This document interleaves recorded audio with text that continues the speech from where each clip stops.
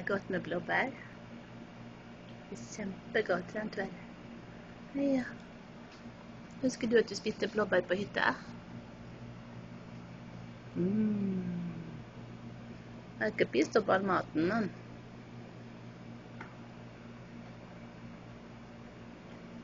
Du var flink å spise.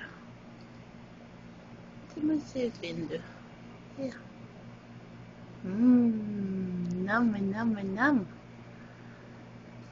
Oi, så godt. Oi, så godt. Hei, tullejente. Hei.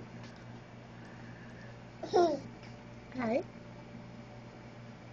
Du er litt smilefjes.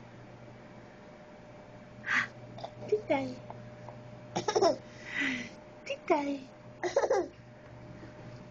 Titt deg. Hei, tøyseklump. Du er ferdig å spise nå?